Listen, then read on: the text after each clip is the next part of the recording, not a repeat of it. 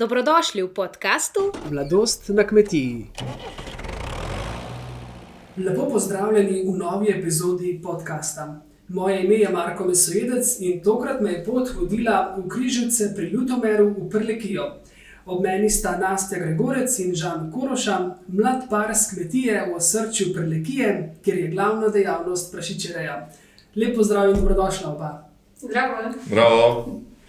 Zdaj, kot sem dejal, Žan in Nastja, osnovna dejavnost na kmetiji je prašičereja, vendar se pokvarjate še z marsičem drugim vse. Ampak najprej en tak kratek oris, morda Žan, kar tebe, ki izhajaš iz te kmetije. Kako bi na kratko opisal vašo kmetijo? Ja, naša kmetija je bila dejansko že od samega začetka, lahko rečem, da je taka mlada, še mlada kmetija. Pa tudi zanimivost te kmetije, da je babica začela z kmetijstvom tu pri nas. Ko se je poročila dejansko v ta kraj, prelepe Križevce, in začela je z prašičerejo, kot ste že omenili. Sedaj je ta prašičereja prerasla nekje blizu 200 prašičev, se giba pri nas, plus zraven smo še dodali druge živali, od kokoši, ovce in seveda za živali ne sme manjkati hrane, tako da imamo tudi njive. Na njivah pa pridelujemo predvsem koruza, ječmen, pšenica, plus tudi za bučno olje, ko ga imamo v naši trgovinici na kmetiji, in česen seveda tudi pridelujemo. Pa še pozabil sem, seveda, da polepšamo to Križevce, smo še pripeljali zdaj v zadnjih letih sončnice, tako da sije kot Križevce sijejo. Se pravi, na kmetiji sončno, kaj praviš ti, Nastja? Vsekakor, vedno. Nastja, kdaj pa si se ti potem pridružila tule na kmetijo Koroše? Kdaj si postala članica družine? Mislim, da boš rekel, da prava znaha. Je že 6 let.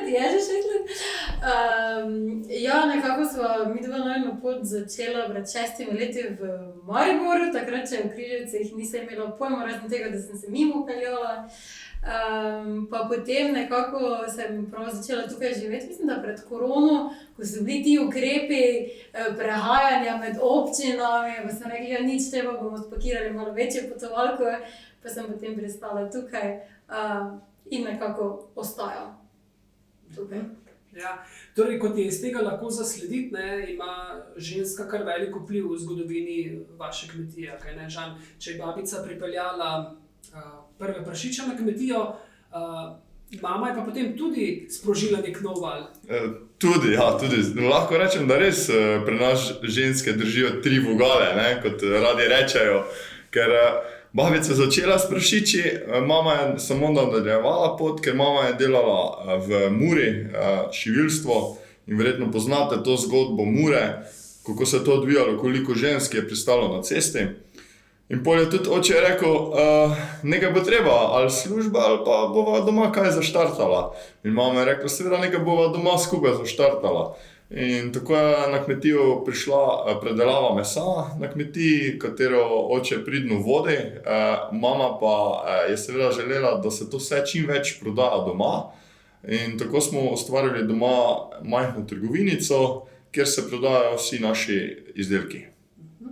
Ampak vaša kmetija je znana prav po tem, da gojite avtohtono pasmo krškopoljskega prašiča. Torej ne gre za navadnega prašiča, ki bi prišel od kjerkoli, ampak prav avtohtona pasma vzgojena v Sloveniji. Tako, ja, jaz pa sem po duši, rečem lahko, da zgodovine v šoli predvsem rad nisem imel, nisem se rad učil, ne? Ampak zgodovina kmetijstva pa me zdaj v zadnjih letih fest pritegnila, me začela zanimati. In tako so me začele zanimati predvsem te avtohtone stvari, ko izhajajo, ko dejansko so čar Slovenije, ko nam dajo tisto pravo pristnost. In se rekel, če že imamo prašiče, pa pogledajmo, kaj je pri nas avtohtonega. In tako sem jaz to začel malo raziskovati. Pol sem ugotovil, da take prašiče smo že malo zmes imeli kakega na kmetiji, ampak ne tiste prave. In sem rekel, nič, vse s papirji, s certifikatom, treba pripeljati krškopoljske prašiče. In tako smo se odpravili eno nedeljo na Dolenjsko po 2 prvi svinki pred 5 leti in pripeljali 2 svinki na kmetijo. Od takrat Je pa že kar naraslo, ne? Od takrat pa je zdaj krško-poljski prašičev blizu 100 in še pol ostalih, tudi drugih križanih je še tudi blizu 100, tako da sedaj smo nekje na polovici, no. Upam, da bo kdaj polna štala, samo krško-poljski. Je pa bilo na začetku kar nekaj dvomov, ne, v te krško-poljce, če bo to šlo, ampak potem smo ugotovili, da pa imajo velik potencial. Tako, ker če lahko na kratko o krško-poljskem je res taka domač oziroma avtohtona pasma prašiča, ki se jo moramo zavedati, ne, ko dejansko ta krško-poljski prašič je bil že tako iztrebljen oziroma so ga hotele te velike kooperacije oziroma so hotele te prašiče uničiti. To je zgodovina nazaj. In potem se je to začelo nazaj ohranjati, ker ta krško-poljc ima te zdrave maščobe, ima razporeditev omega-3 in omega-6 v odličnem razmerju in naprimer sveže meso, katera gospodinja ga zna kot kako dobro pečenko pripraviti, je pol to odlično. Dober mesar pa če zna dobro salamo pripraviti iz krško-poljskega prašiča ali pa iz navadnega prašiča, da ve obe pripraviti, bo rekel, z krško-poljskega pa se še da boljša narediti. Super. Šporko, tvoj primek paše na našo kmetijo. Ja, mesojedec, ja, velikokrat me sprašujejo, če sem vegetarijanec. Zaenkrat še ne. Naste, če morda pa zdaj še tebe malo povprašam, iz kakšne kmetije pa ti izhajaš? Mislim, da ste se tudi doma ukvarjali s kmetijo, ampak je pa tudi javnost nekoliko drugačna, kaj ne? Popolnoma drugačna. Jaz izhajam drugače tu iz Svetega Jurija v Piščovnici, tako da res nimam daleč do doma in moji nimajo daleč do mene. Izhajam pa iz mlekarske kmetije, na naši kmetiji imajo krave muznice in nadaljuje tradicijo kmetovanja moj mlajši brat.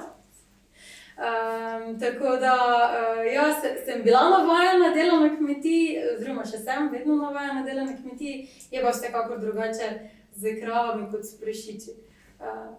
Tu lahko malo dalj časa spi. Res je. Ja, ni može. Ni može, tako, se že pozna, kakšna ura.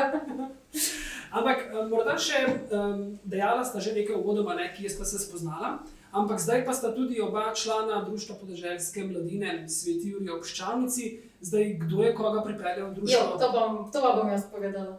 Pisalo se je leto 2012, ko je naše društvo potrebovalo ekipo za državni kviz Mladi in kmetijstvo in seveda predtem je bil že moj oče član tega društva in tudi v zmagovalni ekipi. Sicer ne vem, če je za omeniti, tisto leto sem jaz tudi pisala maturo in sem se raje učila za kviz kot za maturo. In potem smo prišli na Gorenjsko in smo zmagali. To je bila moja prva zmaga na državni ravni v okviru kviza Mladi in kmetijstvo. Ja, potem pa nekako, ko smo se midva spoznavala, pa ko je tudi Žan ugotovil, kako je fajn biti v skupini mladih istomislečih, ki ti nudijo podporo, ki si pomagajo med seboj. Pa smo potem še tudi njega vključili ampak vse to ni bilo težko, vključili v različne aktivnosti in dejavnosti. Tako da ja, to je bila ta kratka, sladka zgodba, kako smo prišli do teh društev. Potem ni bilo potrebno veliko lobiranja. Ne. Sem kar takoj se strinjal. Pa dejansko sem si želel, sem gotovo, da res mi je tako društvo manjkalo, no. Predvsem pol tudi vse naprej, kaj mi je dalo v teh zadnjih letih, glede doma na kmetiji in tudi v zunanjem življenju. Je pa to edino društvo v naši regiji, pomurski, tako da je tudi zato pomembno. Ja, ko govorimo zdaj recimo o kmetijstvu in o tem, seveda na kmetijah velikokrat živijo različne generacije, ne? Tudi pri vas je tako, da je kar nekaj parov rok pri hiši. Morda, Žan, koliko je trenutno družinskih članov, kdo vse skrbi in tudi koliko jih lahko pravzaprav živi od dela na kmetiji doma? Trenutno pri nas na kmetiji se ukvarjata oče in mama. ampak večinoma, mislim, striktno z samo kmetije je zaposlen na kmetiji samo oče, mama še posebej zaposlena, pol še na kmetiji živi teta, ko tudi priskoči na pomoč, sestra od očeta, pa pol midva. Tako da smo taka zaenkrat še 5-članska družina. Zaenkrat? Zaenkrat. Ja, do julija. Tako. Prihaja 6. član. Tako. Dela na kmetiji nikoli ne zmanjka, tako da verjamem, da se bo tudi za njega našel. Aha, torej iz tega sledi tudi poroka kmalu? Vsekakor. Žurka, poroka, vse mora biti, da bomo lepa mlada družina. Mlada tako smo. Zdaj veva bomo rekli, po osnovni izobrazbi ali po osnovni profesiji, nimata kmetijske izobrazbe, ampak sta se v življenju ukvarjala s kar precej stvarmi, sploh ti najbrž, Žan. Ja, dejansko mene cel čas me je kmetija vodila, ampak vse posod drugod sem bil, samo na kmetiji. Ni bilo nič povezanega z kmetijo, ampak v ozadju pa je vseeno nekje bila kmetija, ne. Tako sem se po osnovni šoli vpisal v Maribor na gradbeno šolo, srednjo, za gradbenega tehnika, katero sem končal. In tako je tam tudi so bili neki kolegi, ko so me cel čas prosili skot sem, so hoteli prašiče za ozimnico. Tako da sem cel čas jim te prašiče, kakšne izdelke sem jim že tudi prinesel v Maribor. Potem sem rekel, nič, če grem jaz študirati gradbeništvo v Ljubljano. Tam se je malenko zakompliciralo v Ljubljani, oziroma se je zaustavila mi pot, ker sem spoznal ogromno nekega študentskega dela, kjer se je dalo tudi kak evro zraven zaslužiti. Vedno pa sem šel v Ljubljano, da me spet kmetija vodila, vedno pa sem šel v Ljubljano z 2 potovalkama. V eni potovalki so bila oblačila, v drugi potovalki pa salame. Tako da dejansko s tiste salame sem v Ljubljani jaz lepo prodajal kakim kolegom pa tako. Tako da vedno sem bil vključen v kmetijstvo. In pol še seveda me je zanimalo, da še treba iti malo na kako morje, ampak na morje je meni vedno bil dolg čas tam ležanja na plaži pa to. In sem rekel, nič, bom se pa še jaz zdaj vključil v Ljubljani, sem se še vključil zavod za letevanje in rekreacijo otrok. Tako da sem pol z njimi hodil na letovanja kot vzgojitelj, animator, pol športni animator. Tako da smo kar preživeli. Tam je pa tudi bilo pomembno, ne vem, to delo pa s kmetije, da sem vztrajen bil predvsem z temi otroci, ker je to res, ko otroci vidijo morje, veselje, ne. In je bilo tudi veselje, tako da cel čas, zdaj pa doma tudi opažam to gradbeništvo, ko imam narejeno, cel čas, ko nekaj, ne vem, potrebno je nekaj prenoviti, potrebno je kakšne hleve spremeniti, prihajajo nove zakonodaje, tudi predelavo in te vse načrte mi zdaj pride to gradbeništvo prav, da se lahko čisto vse sam naredim, vse z računom, kako pa kaj. Mogoče malo dalj časa traja, ker malenko zakomplicira te stvari, ampak se pol naredi kot treba. Tako. No, pri meni pa zanimivo, če se lahko jaz kar vključim v debato, pa nekdaj, ko sem bila mala, sem bila prepričana, jaz pa na kmetiji ne bom. To nimaš časa za dopust, to nimaš praznika, nimaš petka, nimaš svetka, nimaš nič. No in zarečenega kruha se največ pove. Tako je. Ampak Nastja, ti pa si po izobrazbi profesorica razrednega pouka, delaš pa tudi kot knjižničarka. Tako. Ja? Jaz sem po osnovni šoli sem šla na gimnazijo v Ljutomer, ki mi je bila tudi najbližje. Potem pa sem nadaljevala pot v Mariboru, divja študentska leta, kjer sva se tudi z Žanom spoznala. Potem pa me je zaposlitev vodila najprej na Zvezo slovenske podeželske mladine, zdaj od septembra pa učim in sem tudi knjižničarka na Centru za sluh in govor Maribor, tako da je pestro na vseh frontah. Super. Žan, če se vrnemo še malo nazaj, omenil si, da na vaši kmetiji ne poskrbite praktično, tudi prodajate svoje izdelke, torej ne samo, da vzgojite krškopoljskega prašiča in tudi druge prašiče, ampak tudi poskrbite potem za predelavo in prodajo. Kdaj ste se lotili potem te dejavnosti predelave in kako je potem to steklo naprej? Ta predelava se je začela dejansko, ker nismo velika prašičerejska kmetija, 200 prašičev ni za veliko.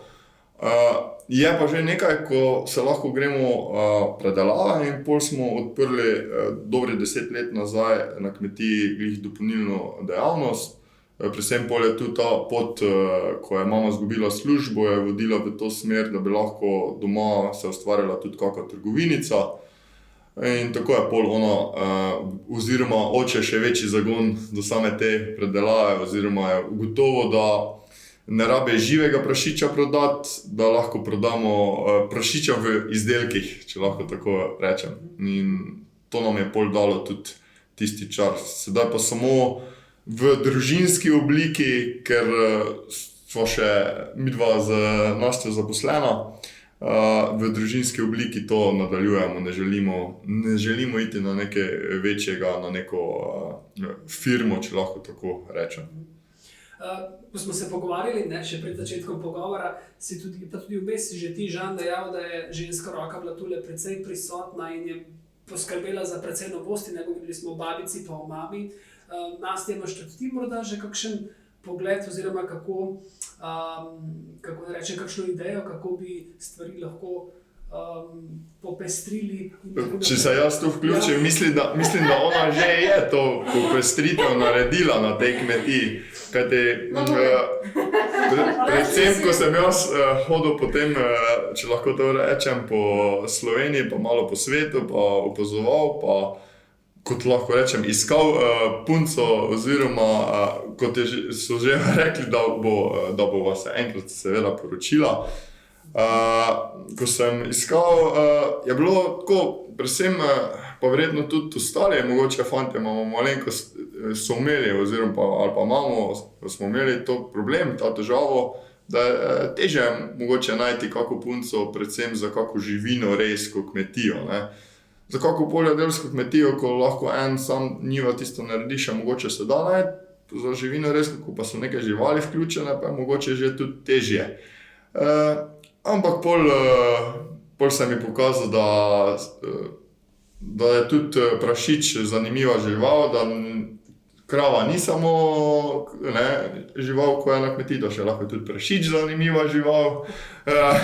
In sem takoj pokazal nov princip kmetovanja, ampak zdaj pa že Nastja ponavadi ob nedeljah ko imamo kosilo ali tu pri nas ali pa greva k njihovim, je predvsem teče pogovor predvsem o nekem kmetijstvu in se mi zdi, da že Nastja več stvari pove o naši kmetiji svojim staršem pa bratoma o teh kmetijah, kako pa kaj se to dogaja. Ampak ona ima pa fejst veliko želj glede kmetijskih. No, potem pa ženske veliko govorimo. Nekako zdaj ideje vedno veliko, kot je Žan omenil, kot smo pri društvu, pa pri zvezi, pa smo hodili okrog, pa gledali dobre prakse, dobiš zelo veliko dobrih idej. Nekako takrat, ko sem jaz tudi kokoši, se mi zdi, da sem jaz takrat začela tudi malo bolj peči peciva in pogače in vse dobrote, pa je zmanjkalo jajc, pa smo kar hitro nabavili kokošnjak. Zdaj za ovce si nisem ziher, ali sem bila jaz povod, verjetno za prav te, ker so mi bile najlepše, te istrske promenke. Kaj pa nama bo prihodnost prinesla, pa še ne vemo. To bomo skupaj splanirala, ker se veste, službe niso nikoli nekaj fiksnega, ne vemo, kaj se bo zgodilo. Tudi kaj bo potem po juliju, kako se bomo znašli kot družina, kaj nam bo prineslo. Ampak smo odprtega duha, odprtih misli, tako da bomo zabredli tudi v to morje. Morda še nekaj povemo o samem krško-poljskem prašiču, malo več o tem, kako pravzaprav poskrbite za razplod, za naprej, da pride nov zarod. Vse poskrbite pri vas na kmetiji, ne? Poskrbimo, na kmetiji, ker ko želiš biti v reji samega krško-poljskega prašiča, je malenkost malo več neke papirologije oziroma papirjev, ko jih treba voditi, ko treba spremljati. Ampak ko te papirje spremljaš, imaš tudi potem lažje delo, predvsem v hlevu. Predvsem je pomembno, da niso v nekem sorodstvu, to je potrebno paziti, potem tu je potreben merjasec, en merjasec na kmetiji, pol pa si delamo svoje mladice oziroma mlajše svinke in potem te mlajše svinke, ko jih je od tega merjasca, je potrebno drugega merjasca in na taki kmetiji 2 merjasca bi bila že malenkost preveč. Tudi prostora ni za 2 merjasca. Pol to urejamo predvsem z osemovalnima centroma, kateri en je na Ptuju, en pa v Bakovci in pol ta centra imata vsaj po enega merjasca in pol od tam dobimo seme, tako da lahko delamo razplod in pazimo, da nismo v samem sorodstvu. Ampak vi na kmetiji tudi imate merjasca? Tudi ga imamo. Štefek ima ime. Aha, prav primerjali. Ima, vsak. Tako. Je zelo velik. Velik, pa najbolj razstartan prašič v štali. Recimo, kakšna taka podrobnost, koliko kilogramov tehta, pa recimo kolikšno malo življenjsko dobo? Življenjska doba je lahko dolga pri prašiču, če je vse ok, če je prehrana v redu, če je on, če lahko rečemo, aktiven, če se dobro počuti, je pa lahko to čisto normalno, lahko on živi dalj časa. Težo pa ne, koliko ima? Težo pa ima približno zdaj tam nekje dobrih 200 kg tehta. To je že kar masa, ja. Tako. Drugače lahko tudi več doseže. Katere vse mesnine oziroma dobrote domače pa se da dobiti v vaši trgovini? Katere izdelke vse? Ena od teh najbrž je tudi tole, kar vidim na napisu na puloverju, prleška tunka. Prleška tunka, tako. To je tudi zgodba, ker smo v Prlekiji in tudi smo rekli, da mora biti na tej kmetiji prleška tunka, ker je že od nekdaj bila večinoma po vseh hišah tu pri nas. Ko so imeli to kot v Prlekiji, je to bil ene vrste hladilnik v zimskem času. In tu not v tej prleški tunki so različni kosi mesa od prašiča in zaseka špeh, po domače zobel. Tako je pa to vse v to tunko notri zamazano, ne? Je pa tu pri nas še posebej, pri nas na naši kmetiji taka posebna zgodba te prleške tunke.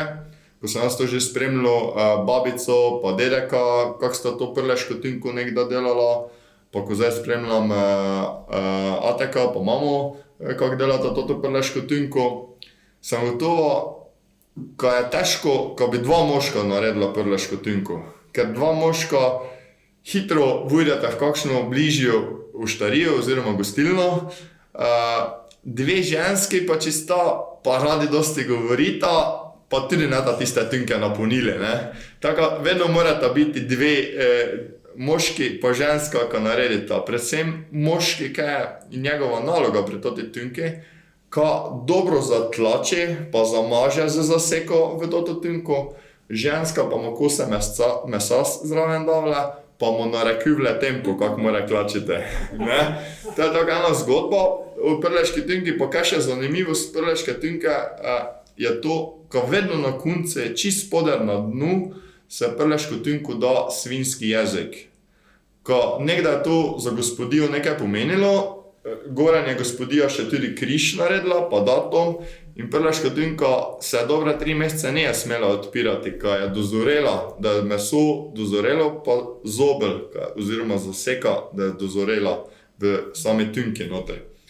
In kar je zanimivost, ko je gospodija vedno to imala tunko pa meso ven iz tunke, je davala na mizo in ko je prišla do jezika, je rekla, tak, zdaj pa je tunka svalila, zdaj pa je trebalo novega pujceka, ite, ne. Tako je to družinski, toti krog zgodba o prleški tunki. Nastja, ste že delala skupaj? Ne še. Nisem še prišla, ja. Vedno so to tiste starejše generacije. Gledava že zraven, pa kako sme sada, se učiva. Tako da, ja. Pa predvsem se mi zdi v prodaji Ko sem jaz bila v službi v Ljubljani, sem kar nasla zraven, pa zdaj v Maribor, pa pomagala na drugih frontah, da se prodajajo tudi. Kot ste že dejala, ne, oba sta zaposlena, sta v službah. Nastja, ja, morda ti kot, bomo rekli, članica, ki je najpozneje prišla k hiši, ne? Zaenkrat, ja, tako še pa nekaj mesecev. Kakšna je pravzaprav tvoja vloga, kako si se umestila v družini, kamor si prišla? Ja, na različne načine. Zdaj, nekako sem zapolnila vrzeli tam, kjer se je dalo. Prevzela naloge, kjer so bili drugi člani mogoče preobremenjeni, da bo to gospodinjstvo, pa tudi zunaj, kolikor lahko pomagam. Tako da delo se vedno najde, na kmetiji samo videti ga moraš. Tako da to je ena posebnost naš, ki izhajamo iz kmetij, da ga vidimo. Pa ponavadi. Če ne pa Žan opozori. Tako. Kaj je treba narediti? Ponavadi, ja, vjutro, ko imamo zajtrk skupaj, pa grem jaz pol v službo, ko, naprimer, da je oče že v predelavi, jaz naredim v štali, kar je treba, hrano pa to, pol kaki zajtrk, da hitro imamo skupaj, jaz hitro razporedim, če bi mi slučajno kaj čez dan, kateri je doma zmanjkalo, kaj dela, jaz hitro še kaj zraven poiščem, da ni problema. Skoraj rabili kalendar. Tako. Ja, sta pa tudi oba, ne, vpeta tudi v lokalno okolje. Oba sta menda tudi člana gasilskega društva, torej tudi tam sta tako ali drugače aktivna.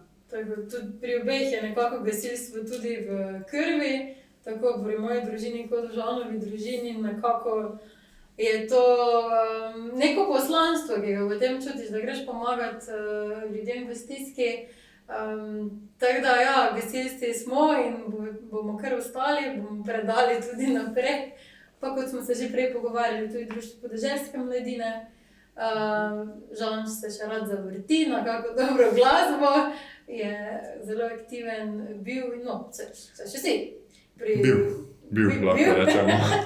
Ni časa. Ja, v folklorni skupini Veščaček. Tako da hitro se zapolnijo petki, sobote in nedelje, ko ni treba ne v službo in med eno in drugo opravco, kot rečemo po domače, oziroma štalo, delo v štali. Tako da je vedno pestro po podeželju. Omenil si, da si zaposlena tudi kot knjižničarka, iz tega sklepam, da si morda rada bereš, si knjižni mod, bi se lahko tako opisala? Zelo rada berem, to je ena izmed. Bi rad kaj dodal? Ne. Ponavadi je na dopustu tako, jaz si poiščem ta najbolj udoben ležalnik ali stol, vzamem knjigo, potem pa me Žan gleda, kaj bi zdaj mi dva počela, pa vam jaz pokažem knjigo, potem ne ugotovi, da gre on ali plavati, ali na kolo, ali pa kaj druga početi. Ja, rada imam knjige, ne vidim niti enega razloga, zakaj ljudje ne bi brali dobrih knjig. Tako da in to tudi potem z veseljem v službi prenašam na otroke, vrtčevske in osnovnošolske in tudi na vse družinske člane, včasih velikokrat dobijo za darilo kako dobro knjigo. Katero knjigo si nazadnje prebrala, morda? Zdaj smo za otroke brali Poljub za Regico Julijo. Aha, no tudi otroško pravljico. Tudi v povezavi z živalmi. Torej, tudi, vse posledce. Ja. Žan, ti pa si bil menda tudi aktiven športnik, poleg vsem, kar smo že našteli, pa bi si šel v vojski menda nekaj časa. Torej, treniral si katero disciplino? Atletsko? Tako, pred atletiko pa sem treniral nogomet. Aha, še nogometaš, atlet. Tako, pol pa atletiko, pol pa predvsem daljše teke, 21 km, 42 km. Aha, tako. Seveda, en bolj za knjige, en bolj za naravi, ampak kaj pa, kakšen skupen hobi, morda morje, hribi, kam potem, kako to uskladiti? Tako, ker če lahko tu dodam, potem je ta šport, pa te vse stvari so mi zrasli tako, je bil ti maratoni pa to so gužve, to ljubljanski maraton, verjetno ste slišali, koliko ljudi gre teč, koliko je tega. In ko to dostikrat doživiš, pol verjetno tudi neka stvar pride ti malo čez in pol sem tako začel sam malo laufati, pa pol kaki hrib našel tu v bližini na tej ravnici, pol je pa to bilo malo problem. Pol pa smo to mogli iti na Gorenjsko, da smo kaki hrib našli večji in pol malo s kolegi, zdaj pa smo to skupno zgodbo našla z Nastjo. Skupno pot v hribe, tako da rada greva tako na kaki hrib. Raje v gore kot na morje, nekako na moje. Pa se mi zdi, da tudi to, ko gremo nekam ali v tujino, vedno poiščemo neke domače kmetije, domače gostilne, kjer ponujajo domačo hrano. Ne vem, ali je to tako prinašamo od doma, smo bila tako vzgojena, da podpiramo tisto domače in tisto pristno. To bi še eno tako. Ker si ravno omenila domače in pristno, tudi vaša kmetija je prav Ark središče. In zdaj to strokovno se zelo strokovno sliši, ampak ko se malo pozanimal, to pomeni, da gojite torej avtohtono pasmo. Tako, čisto po domače povemo. Tako, to pa je potrebno na kmetiji, ko je ta želja bila po teh avtohtonosti, sem tudi to začel malo raziskovati, ko so Krškopolci vse to doprinesli.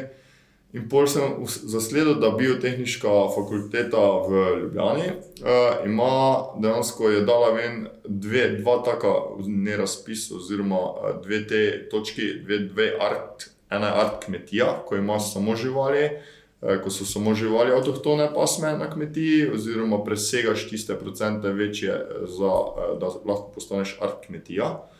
Če pa je kmetija, ima še druge živali, pol pa je Ark središče, ampak potrebno pa je imeti za obe dve vsaj 3 različne pasme živali. Avtohtone. In tako. Vi jih imate? Mi jih imamo, tako. Se pravi, poleg, ko smo rekli, krško-poljskega prašiča še kokoš, štajerska kokoš.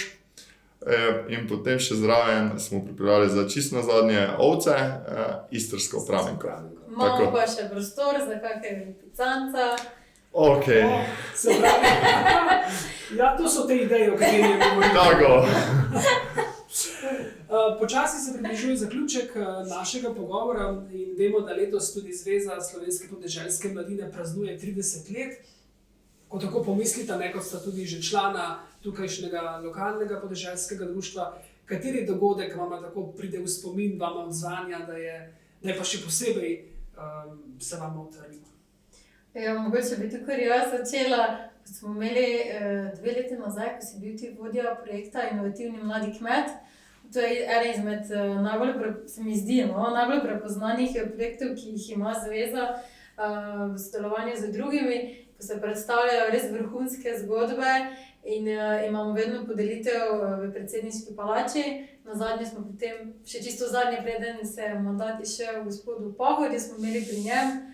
In jaz sem takrat bila zaposlena in nekako zadolžena za vse druge malenkosti, od tehnike do vsega protokola.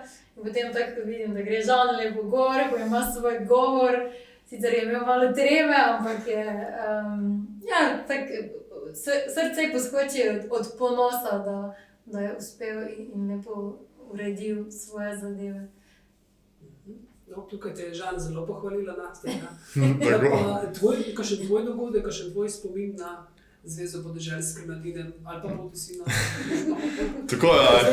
Ne povem za naše poslušalce, da Nastja večkrat kaj gestikulira Žanu in da mu pomaga s kakšnimi idejami, tako, no, ampak ja. Pa čist prav ima, ne, mislim, zdaj nazadnje, ko je bil kviz Nastja Žuženberg, tako, in sva res, ne vem, zakaj nismo mogla midva iti z najdbenim društvom. Ne, prespala smo pomagala pri organizaciji. Aha, tako, pomagala sva pri organizaciji in sva kar šla z svojim avtomobilom in sva si spodaj najela sobo, da sva lahko prespala. In pol je res bila taka, ko smo tisto vse pomagali, pa vse pripravili, ko si bil nekaj zadolžen, ko je pa pol to vse steklo, pa je res bil taki zanimiv, dober kviz, dobro organiziran. In na koncu pa je bila taka dobra fešta, ko so igrali, ko je bil ansambel, med ansamblom pa je bil DJ. In se meni to zdelo tako zanimivo, ko je nekaj domačega, mogoče za malo starejše, že ko smo pri podeželci, in pol za tiste malo mlajše, ko je pol DJ bil in ko smo se to skupaj našli, ko mi dosti jih reče, Žan, ti pa se tako znaš preveliti tudi v te mlajše in zna z njimi zažurati. Tako da, to je bilo tako res veselje, pa smo se imeli res fajn. Ja, to pa prinese kilometrina, glede na to, s čim vse si se ukvarjal v življenju. Tako. Ja. Za konec pa še nekaj čisto kratkih vprašanj, ki jih zastavimo vsem v podcastu Mladost na kmetiji. In sicer zdaj lahko odgovarjate oba, lahko pa tudi posamično, kakor želite. In sicer, če bi vaju vprašal takole nekdo na ulici, recimo nek novinar družine, in bi vprašal, biti kmet je lepo, ker?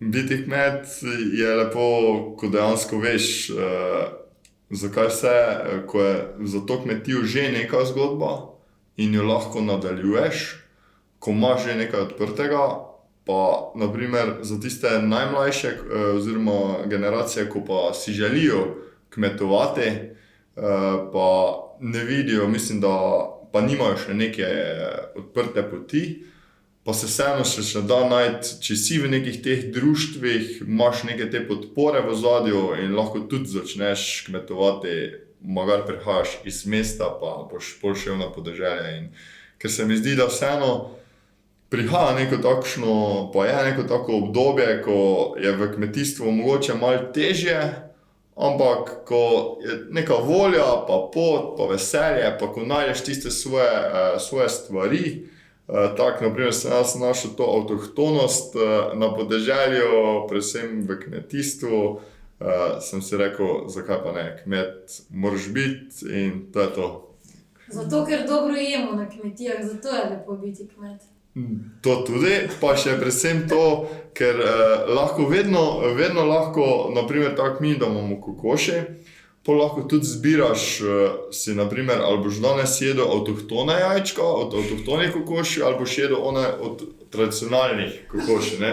Tako tudi to in pol pri meni vedno bolj ali manj pride v ospredje ta avtohtonost.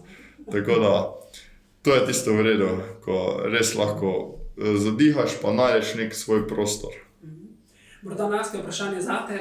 Mladost na kmetiji je zanimiva, saj ima veliko odprtih možnosti za razvoj svojih potencialov. Še čisto na kratko, vaše meso je najboljše zato, ker? Ker je to, ker je avtohtono, domače, pristno, prleško. Ker je potrebno probati. Definitivno pride naj vsi k nam jo probati, če pokažemo lahko vse, kar želimo in je to. A ne smem več govoriti, mi to pravijo. Super. A morda za konec prleški pozdrav, kakšen poseben? Ne vem. Zdravo pa adijo. In zdravi ostalimo. Tako. Nastja in Žan, res hvala lepa za ta zanimiv in iskriv pogovor. Vam želim vse dobro na vajni nadaljni poti, vse dobro tudi vajni družini, vaši kmetiji in bomo rekli tako, do snidenja, do naslednje priložnosti. Hvala lepa. Hvala.